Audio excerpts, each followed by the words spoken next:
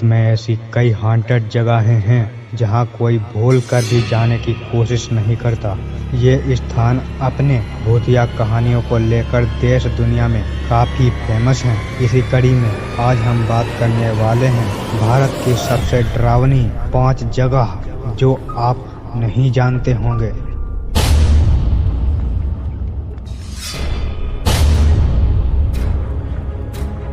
सबसे पहले हम बात करेंगे ब्रिजराज भवन की। ये राजस्थान के कोटा शहर में स्थित है। ये अंग्रेजों के समय की हवेली थी, जिस जगह पर आज होटल मौजूद है। इस होटल में ठहरने वाले लोगों से पूछें तो वो लोग बताएंगे कि यहाँ पर किसी चीज का साया है। होटल में रुके कई टूरिस्ट ने ये तक कहा है कि जब वे होटल के भीतर रुके थे उसी समय उनमें से कई लोगों ने आहटों को महसूस किया और किसी आत्मा को भी देखा। कहा जाता है कि ब्रिज भवन होटल में एक अंग्रेज की आत्मा यहाँ पर रहती है। इस अंग्रेज को कई सालों पहले उसके 2 बच्चों के साथ इसी स्थान पर मार दिया गया था। यहाँ पर काम करने वाले लोगों के मुताबिक होटल की गैलरी में अक्सर किसी के टहलने की आवाज़ आती है। अगर कोई रात में छत पर बने बगीचे में जाने की कोशिश करता है तो उसको मेजर का भूत जरूर सताता है। फिर वहाँ पर वो फिर से जाने की कोशिश नहीं करता।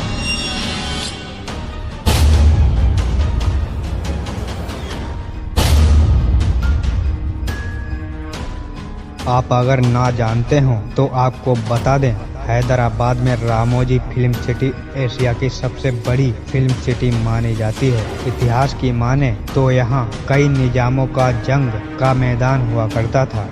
लोग कहते हैं यहाँ आज के समय में भी मरे हुए लोगों की आत्माएं भटकती हैं, जो शाम के समय लोगों को परेशान करती हैं। आपकी जानकारी के लिए बता दें कि रामोजी फिल्म सिटी देश की सबसे भूतिया जगह के लिए जानी जाती है। कोई यहाँ रात के वक्त अकेले घूमने की गलती नहीं करता।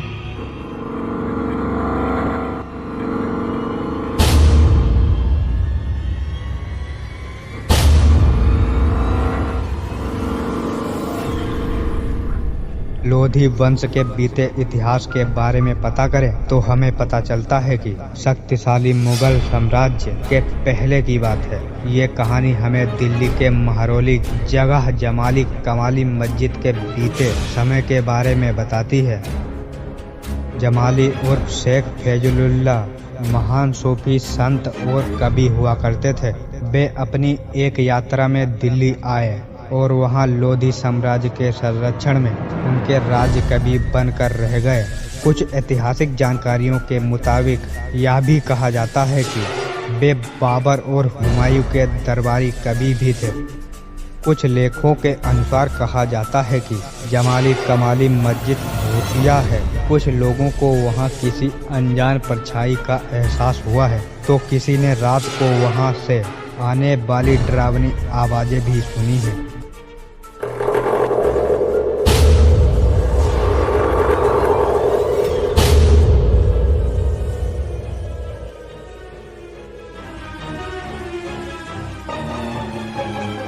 भानगढ़ किले को बेहद ही मजबूत पत्थरों से बनाया गया था, लेकिन इस भानगढ़ किले की एक भयानक सच्चाई इसके अंदर कैद है और वह है एक तांत्रिक का श्राप, जिसकी वजह से आज भी इस किले में शाम ढलते ही रूहों और आत्माओं की आवाजें सुनाई देने लगती हैं।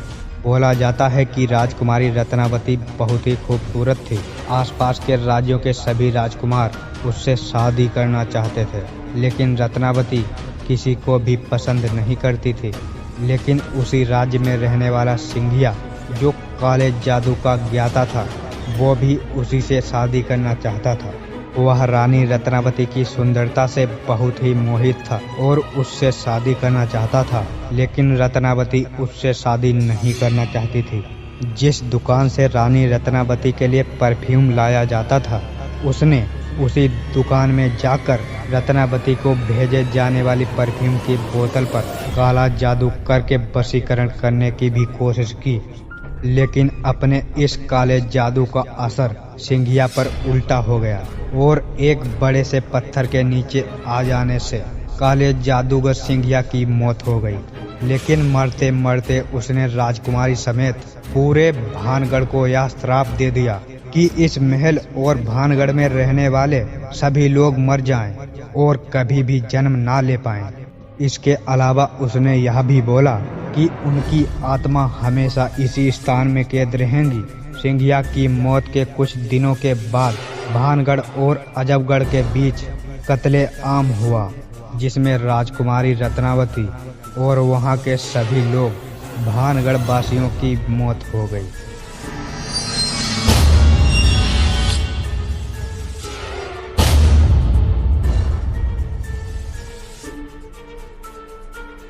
कुलधरा कोहो या कुलधर, यह राजस्थान राज्य के जैसलमेर जिले में स्थित है। यह एक शापित और रहस्यमयी गांव है, जिसे भूतों का गांव भी बोला जाता है।